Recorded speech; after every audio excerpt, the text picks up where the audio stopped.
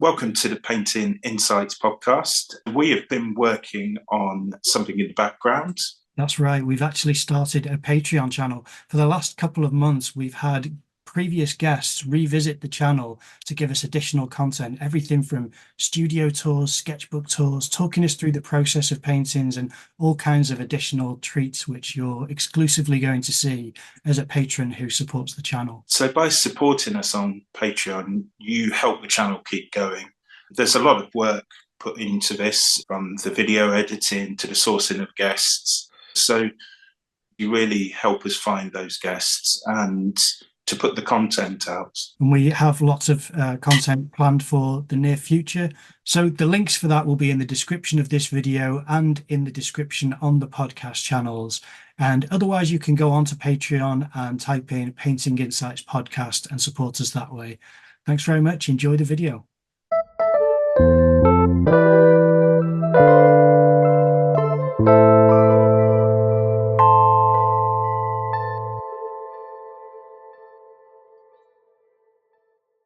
Welcome to the Painting Insights podcast. We're here to bring to an end season 2 and just have a general chat about the podcast, how it's been going and all of that kind of stuff. So welcome back.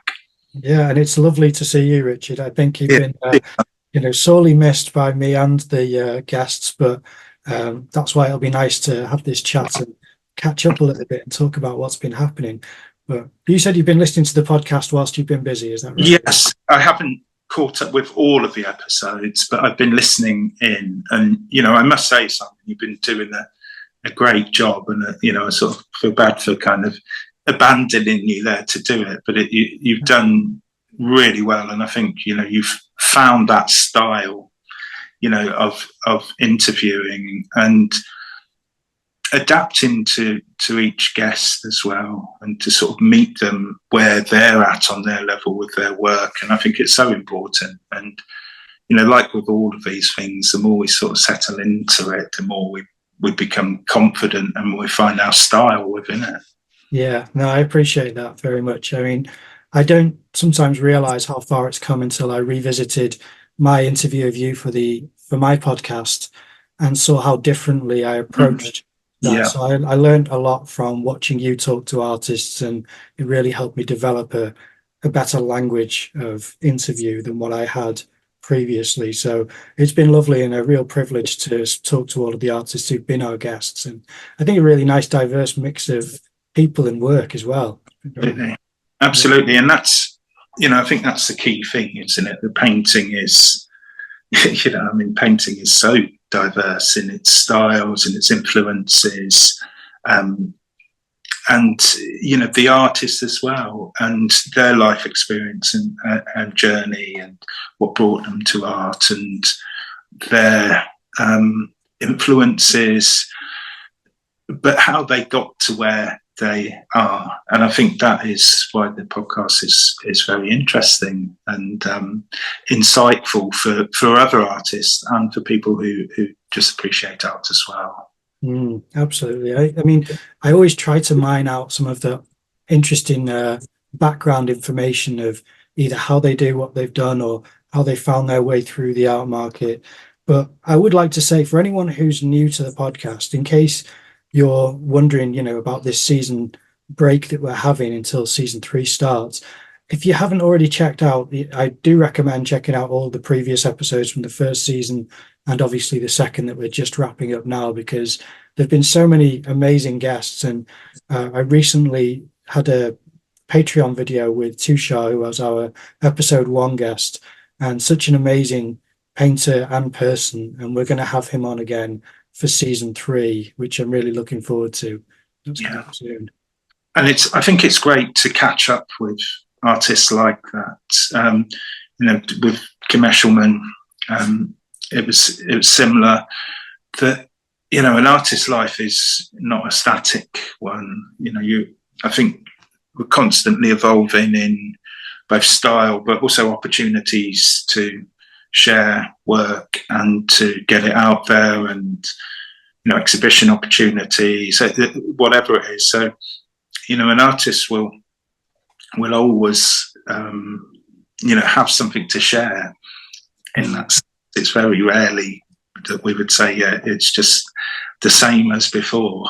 There's a restlessness within the soul of an artist that, whilst the constant is that they continue to paint and create in that sense.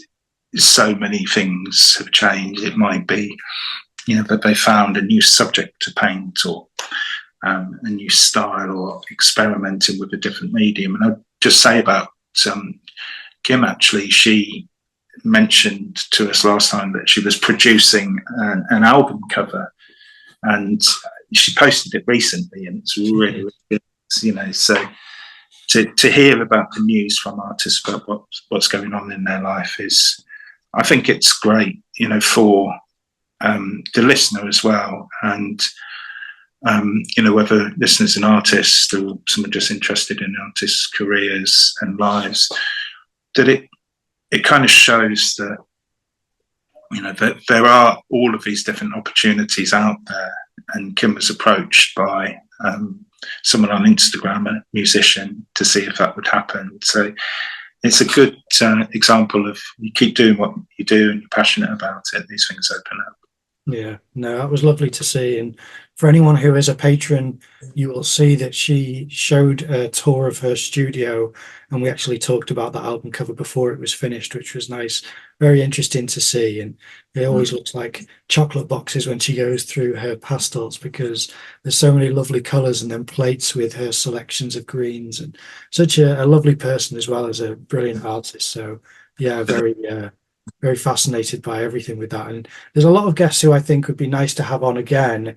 I mention it sometimes in the episode, when either people like Sharon Schock, who we had some connection issues. It was probably on my end, but she was such a great guest that I feel it wasn't done justice. So she definitely needs to come on again. And she's one of many who we mentioned there's far more to talk about, so we need a part 2 with them. So I'll be looking into that as well. We'll have a nice little list of returning guests. But speaking of which, what is it you can update us about of what you've been up to since you've not been able to join some of this? Well, I've been super busy with lots of different things, getting work together for a couple of exhibitions which open this weekend. So one in Holt in Norfolk, and Tushar is also in that exhibition. So, so it's a great honour to have my work, showing with Tushar. And there's, various sort of Royal Institute painters in there. So that's good. Also have got an exhibition at the Tarpey Gallery in Castle Donington, which opens this weekend as well. It's their 100th exhibition called Celebrating Colour. So looking forward to that. Also been working in my own gallery, and learning about both the highs and the lows of the art business. That it's fickle. You can't predict anything. So I've been learning a lot about that. Represent a few artists at the moment. So Mark Stockforth, who's been on the podcast, Gabriella Buckingham, who's a local artist, still life kind of abstract painter, Kester Crawford, another local artist, and Liz James, who's just come on board. I think that's everybody, and myself. And what we've tried to do with the gallery is just to make it working with Norfolk artists, so either artists from Norfolk or working in Norfolk. And the reason for that is that a lot of the galleries here, and there's some very good galleries here, they represent a couple of Norfolk artists, but the rest are kind of floating artists from all over the country. And we wanted to be a little bit different. And it's been going well. Sales are up and down. That's how it is. But to kind of make me sleep at night and not worried, I come up with the idea to run workshops there as well with the artists. So we have myself, Gabriella Buckingham, and Kester Crawford running small workshops in the gallery. So just very bespoke, 4 people only.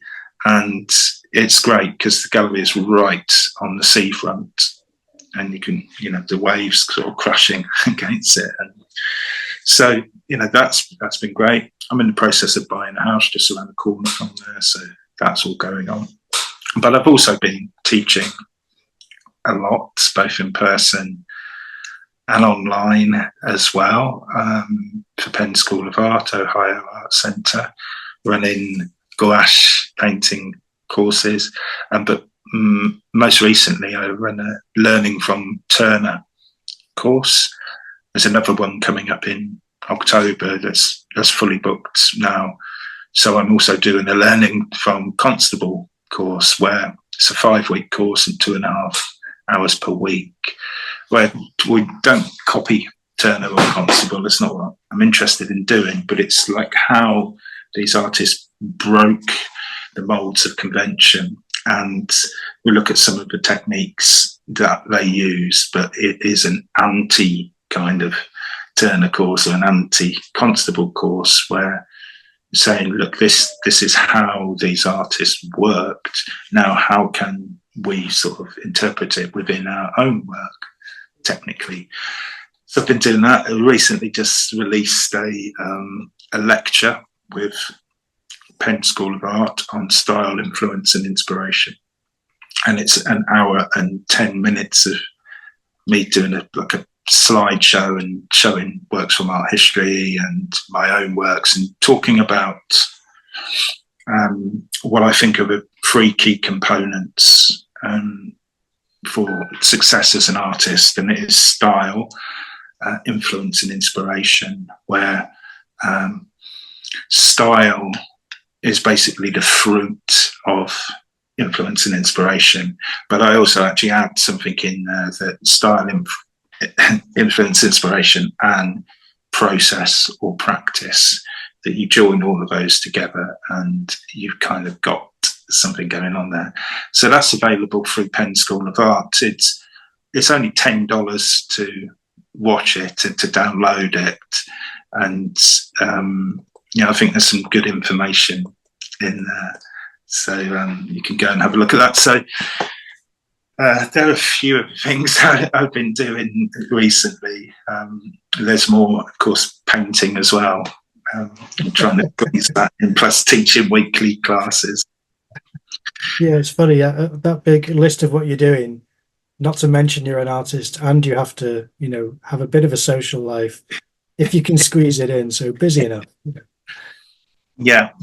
And, I love it. I mean, I would prefer to be doing this than anything else, but it does take its toll, and it has taken its toll on my health and stuff. But now I'm learning a little bit more how to do these things. I mean, I think it's part of being creative that, we have, we have this idea and think, well, that would be brilliant. Let me, do it. And then, we also want to give 100% to everything, but you can't give 100% to 5 things that you're doing.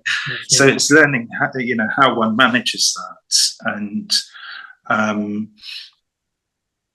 just to do. And I love writing, so I've been sort of writing, and want at some point to start putting a little kind of book together around something, an idea like this. Painting Insights, where it is conversations, and a lot of it's from reading Van Gogh's letters and Monet's letters and stuff. That this great kind of art of correspondence between artists in many ways has been lost due to social media. I mean, we may comment beneath like, "Oh, brilliant work, mate," or something like that. But some of these letters were just incredible, and they kind of crossed the artistic sphere. So, Van Gogh talking to Emile Zola, and so I've been thinking about that. But then I have to stop myself and think, hold on a minute, you got doing this, that, and the other. When are you going to sort of write a book? Yeah. but this is the great thing about creativity. It's just learning how to harness it. Yeah. Yeah. Well, when it comes back to your gallery, do you do sales online as well as the in-person stuff? Yeah. So we've got sort of worldwide access. I mean, I sold a very large painting recently to South Korea. Paintings go to America, around the country. So it's a mix of the two elements. So one is, in person or footfall. The people walk past the gallery, see something in the window, come in. I mean, I've sold stuff when the gallery's been closed because someone's seen a painting in the window and just scanned the QR code on the door and bought it there and then. So, it's this kind of hybrid model of markets that you're a small gallery in a small seaside town in Norfolk, but really you're open to the world in that way. But the art market at the moment is struggling across the board. Some areas are doing all right, some aren't. And I think that's why with the gallery, I've realised I had to model it based on how I work as an artist. If I were to just rely on painting sales, there'd be a lot of sleepless nights, and that would really influence what I paint. So I have to teach and have to do these things that are still being an artist. It's not stepping outside of it. But the galleries nowadays, you've got your overheads, and if you're employing staff and you're doing social media, you're paying for websites, all of that kind of stuff, that you're biting your nails if you're waiting for that person to come through the door, or for that person to go onto your website and buy something. So it has to be much more of a income diversification in that sense. But it's great fun. I love it, and it's such a great location. And people come in, and it's the first time I've really kind of talked about my own work in person to people. And sometimes I'm just silent and sitting in the back bit or working in the back bit, and I like to hear what people say. Yeah. Even if they see so one of my paintings, I don't like that. It kind of gives me a little bit of a buzz, because then what happens is the next person comes in and say, "Oh, I really love that," and it shows you that kind of subjectivity of art appreciation, and that it is, you've just got to do what you do. Yeah, that's right. Well, when you mentioned about the art market struggling at the moment, it did remind me that when I first met you, you discussed the fact that during COVID, it kind of really gave a boost to the art market, and did really well then. Do you think it's kind of sociological factors that to playing a part in people's relationship with the art market currently, who are maybe buyers and collectors?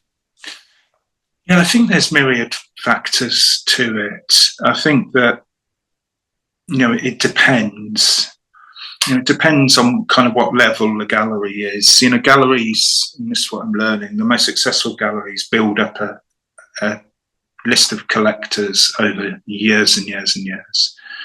And they can kind of be relied on to some extent to buy work, when there's a solo show or a group show. For newer galleries, and for artists as well, it's a little bit more difficult, because you're kind of relying on social media or footfall or local advertising or word of mouth or Google or anything like that. And there are a few different factors involved in that aspect of it that I think are influencing the art market. One is just oversaturation. There's more artists now than ever before. I mean, it used to be that an artist had to go through a gallery really to sell. You don't have to do that anymore. You can do it yourself. But with that, you get, whereas there used to be, say, one artist, is now 100. So there's that. And I think also part of it as well is that how people consume art as well has changed. So a lot of it is online. I mean, Instagram, scroll through, oh, there's a painting by one of my favourite painters, leave a comment, great. That's your kind of art buzz. Whereas owning one is much more of an investment. I think the Instagram changes to Instagram and social media has definitely changed it. I mean, I've noticed I used to sell quite a lot through Instagram. I rarely do now, that someone sees it and says, I'm going to go and buy that straight away from the website. Because Instagram, has shifted more from a kind of a social platform where people follow, the people they like and get to see the posts of these people. Instagram has become a curated space by the tech kind of overlords in that sense. So they decide what Simon would like to see, not what Simon chooses to see. So that's really has an impact, that the reach of a post by an artist. I mean, I've got 46,000 followers now. My reach is about 1 or 2% of that, which is crazy. It is. And then people who've got less followers, it's kind of reflective. So that is definitely going to be influencing how a lot of the artists who set up during COVID and were selling well through Instagram. So there's that. I think when it comes more to, the traditional kind of economics and social aspects of it, art is a luxury. It really is. And it's one of those things that we'd say, oh, we'd love to own one of those one day. My gallery in that sense is a range of works there, from all of the different artists, from, I think the cheapest is £130 right up to £2,000. So it's not extravagant in an art sense, but very rarely do people come in with 120 quid spare, let alone £2,000 spare. So it's often in times of, what I've noticed is either people who've got a connection to the place, it's their anniversary, or for whatever reason, something draws them to making that purchase, rather than just saying, oh, this is lovely, maybe one day. So it's a difficult thing, really. And this is why, as an artist, one cannot just rely on painting sales. One of the most successful artists I know, has had a recent show, and it's, the market means things haven't sold. So you can't have your mortgage reliant on that. You can't, do those things. So I think there are cultural factors. There are definitely tech factors that, are way beyond our control. And there are the usual financial factors. But then what might happen is, next week, all of that might change. It's unpredictable. Yeah, I can definitely see that. But speaking about other things, how many of your artists are doing workshops in the gallery, and what do those workshops entail? What specifically do they focus on? Yeah, so at the moment it's just myself, Kester Crawford, and he's a local landscape artist, and then Gabriella Buckingham. And I think we should get them both on the podcast at some point. So I'll start with Kester. So Kester's a landscape painter, and he paints skies, clouds, and stuff. They're very different to how I paint them. Kester's I think, much more methodical in his approach. His sort of tends to lean a bit more towards, I would say, somewhere in between Impressionism and American tonalism. But what Kester has done recently is run a course called Skillful Skies, where he is showing participants how to basically paint skies and clouds. And again, in a very different way, I think, to me, whereas I'm sort of, like this, he's much more precise. And that's gone really well. And the gallery space is relatively small, but it looks right onto the sea, double windows. So people sit in the gallery amongst the artwork, and got the little easel set up there, just for participants. And there's a really nice coffee shop next door, so you sort of drink coffee. So it's an experience as much as anything. Gabriella Buckingham. So Gabriella, again, is a local artist. Now, she makes really, really interesting work, and she's the first artist I chose for the gallery because even though it's very different to mine in subject and style, her colour sensibilities are just fantastic, and her techniques as well. So Gabriella's a still life painter, but she also paints abstract as well. And they're very colourful, simplified, but, technically and texturally, very interesting. So Gabriella's been running an experimental still life painting workshop at the gallery. And what she will do is kind of bring in a tablecloth and cover a table in all kinds of different pots and vessels and stuff, and then get the participants to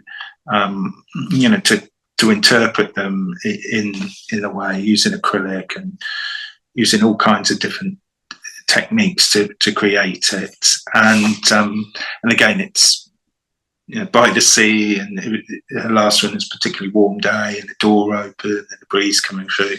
And I run, so the last one I ran was a expressive seascape painting workshop in oil.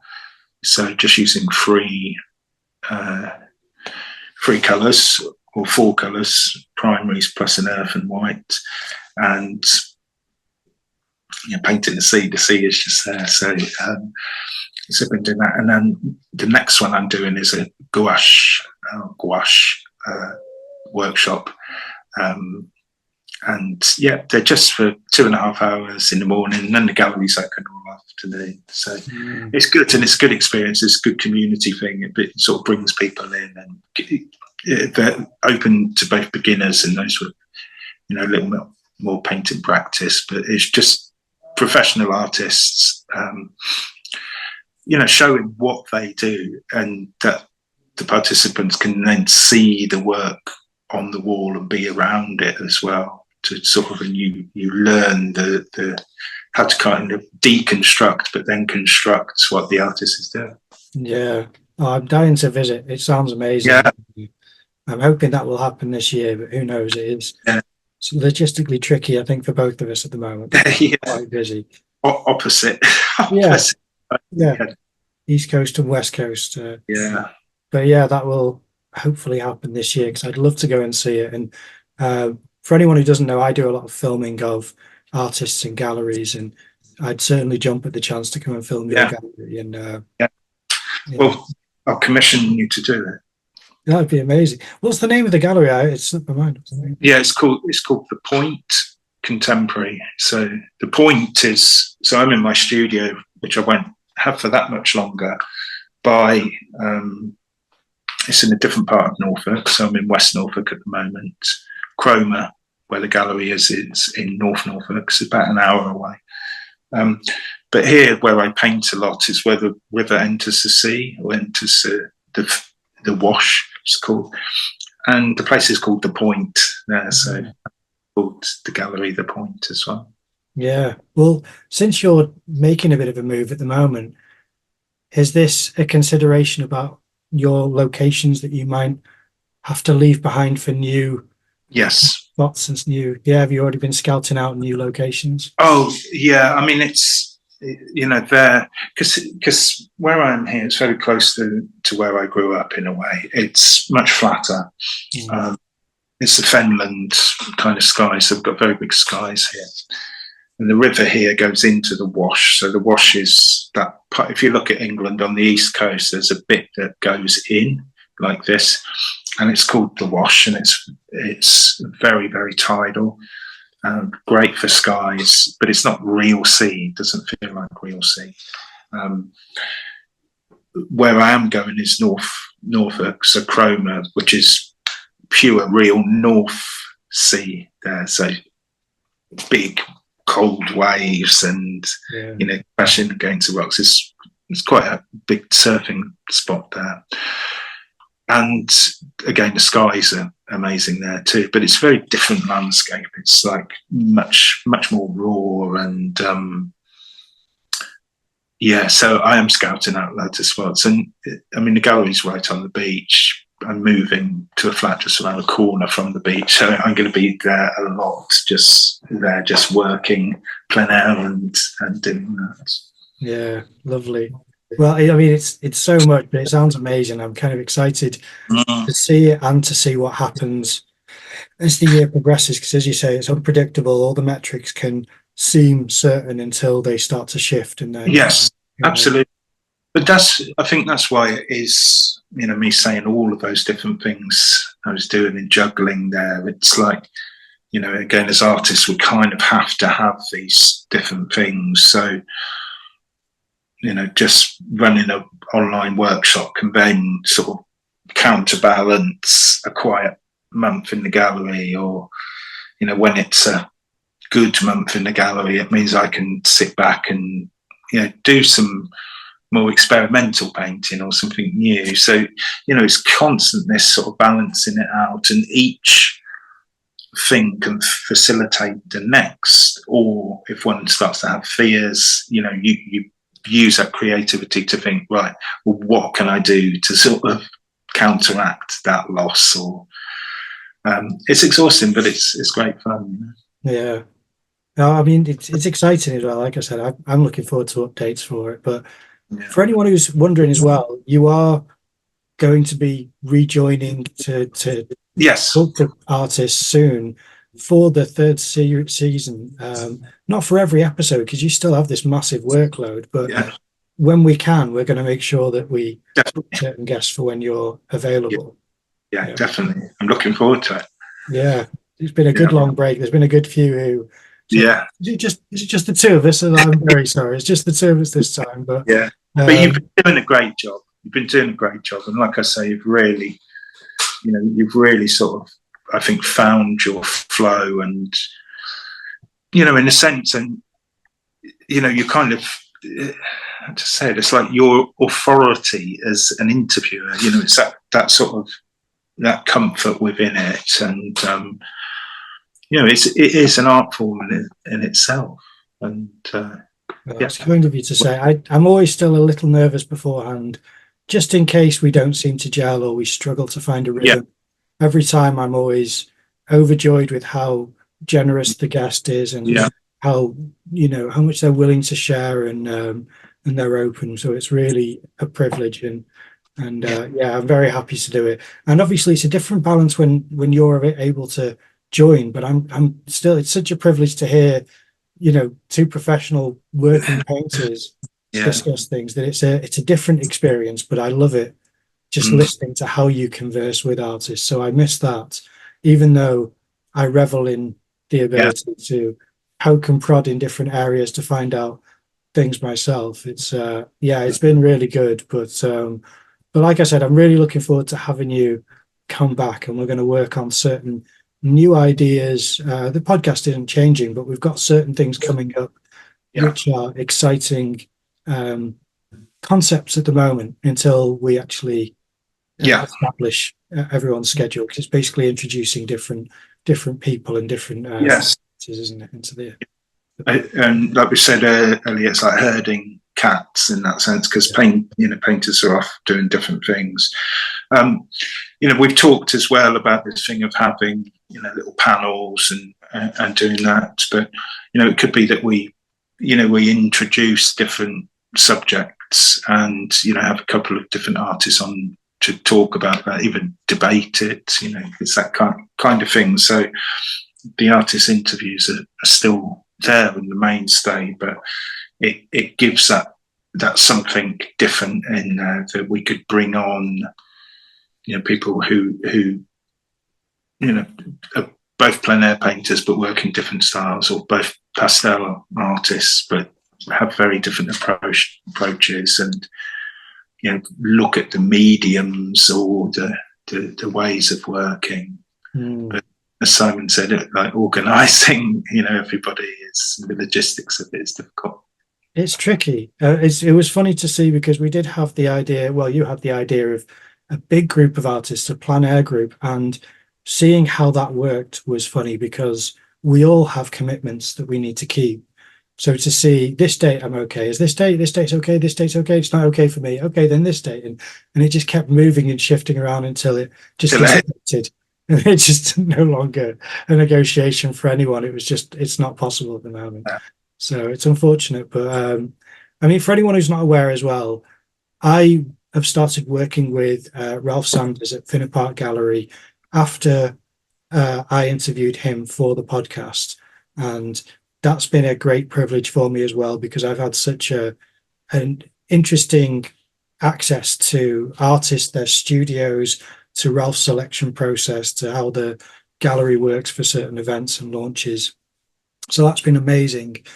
But for next season, I've actually already interviewed and will be editing an interview with the curator, Geeta Joshi, who's brilliant guest. And it's nice to try and consider introducing different aspects of the painting industry. And it's tricky because artists are more adept to being interviewed than curators or gallerists or these different characters, because it's usually the artist who's in the spotlight, and we're really quite keen to see if we can cover several different areas of the painting industry, because it's all important and really interesting from the painter's point of view. And anyone who's watching, I'm sure they're interested in how this actually works. Yeah, and it's something with painting insights in that sense. It is it's not just the practice of painting. There are all of these elements, and I don't think there's any artist out there who hasn't considered things like galleries, curators. It's part of the industry, and I think that it is something that remains in many ways a little bit of a mystery, especially how what do curators look for, which gallery should I apply for, why aren't galleries interested in my work? All of that different stuff is very, very important to know and to demystify as well. But I think people may see galleries and curators as gatekeepers, and that you have to be a little bit afraid of them, but it's not the case. They just have tastes like everybody else, and if they like your work enough, either you can contact them and they say I like it, or they will find you. But to know a little bit about that industry or that part of the industry is very important. Yeah. It reminds me, I'm just going to quickly share that sometimes I bulk book recordings with artists or guests. And it was to a point where two guests were just back to back. As soon as one finished, the other one started. And the funny thing is that their work wasn't massively dissimilar. And yet when I asked about reference, one of the guests said, you must stick to the reference, because as soon as you don't, you're then inventing the light, you're inventing the texture, you're losing the grasp on reality. The next guest said, you must invent beyond the reference, because otherwise you're constrained to what nature's telling you, and you're serving the image. I don't think either one's wrong. And No, that's no, what's so interesting about it, is that neither of those are wrong answers. It just shows how flexible rules are, because yes, it serves the artist and the kind of the paradigm which we create for our pathway into the picture plane.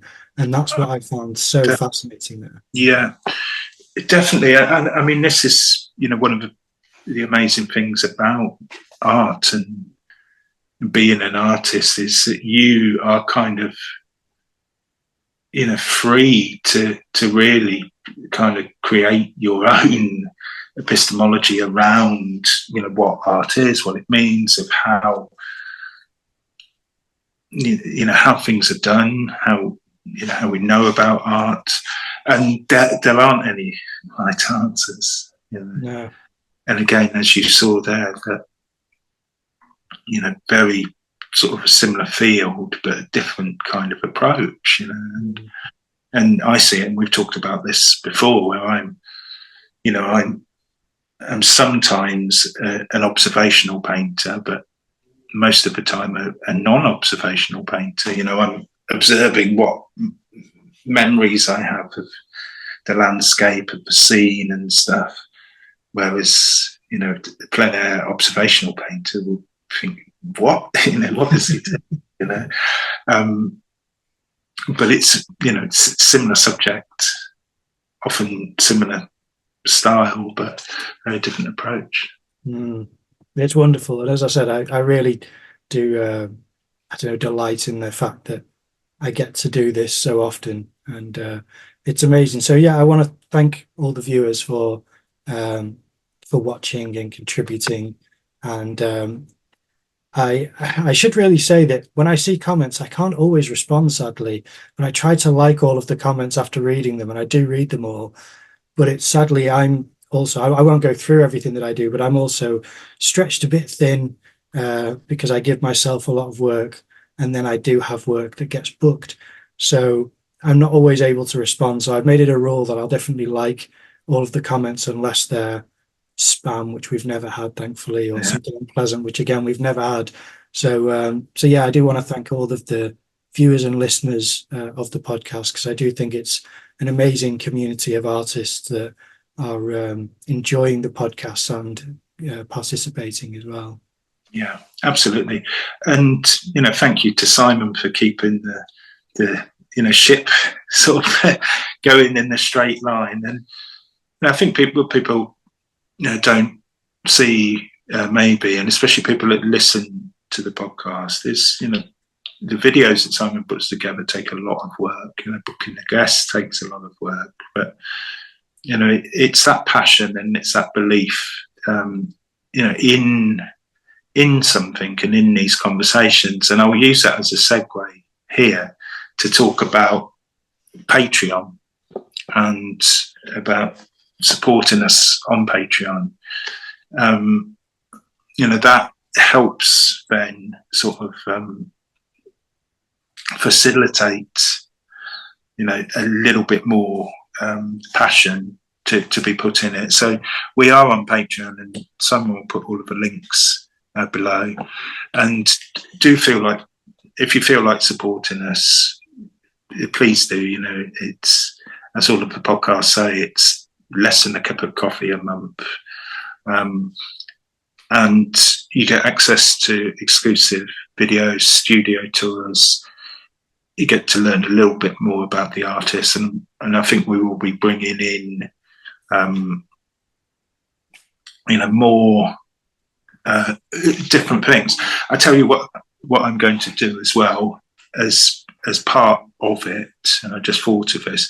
So I've got this online gouache workshop coming up next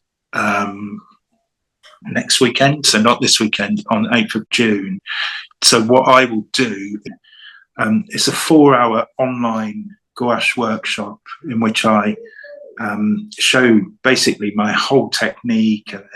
You'll enjoy lots of different painting styles, experimentations, but really it's a condensed course on gouache painting. So as an incentive for you to join us on Patreon, we're going to give away 2 free places on that course. You can join live this Saturday between 2 and 6 p.m. GMT. Now, I know that is 10 a.m. to 2 p.m. EST, but the great thing about it is it will be recorded. It's live on Zoom. So even if you can't make it, you can watch the recording. Then what we are going to do is give away 2 of those recordings each month to Patreon supporters. So you're in with a chance of winning that. The workshop and the recording is worth £45. By the time this goes out, it will be fully booked. So we're leaving these 2 places for Patreon supporters. So join up, and you've got between now and Saturday to do that, and we will choose a winner. If you miss out on it, don't worry, because we'll be giving away 2 of those recordings, 4-hour recordings, every month. That's amazing. Oh, well, I appreciate that. That's very kind of you. Yeah, that's exciting. Oh, wonderful. Well, it's lovely catching up with you. I know that you're very busy, so it's nice to wrap up season 2 with you on camera, because it is always a pleasure to have you on and to talk to you. And I'm looking forward to recording with you, talking to guests again soon. So yeah, thank you everyone for watching, and please stay tuned for the next season, because it won't be too long. It'll be only in about a month, and we'll start season 3. Great. Yeah. Thanks for watching. Thanks for listening. And Simon, great to connect again. And I'm looking forward to the future, to the next season. Thanks very much.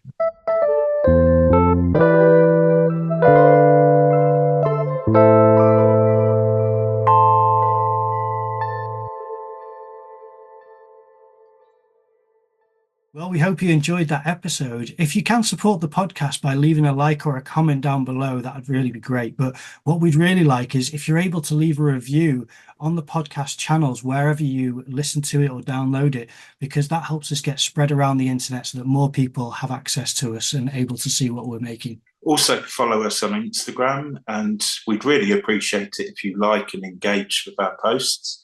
Help get the podcast better known. Thanks for listening.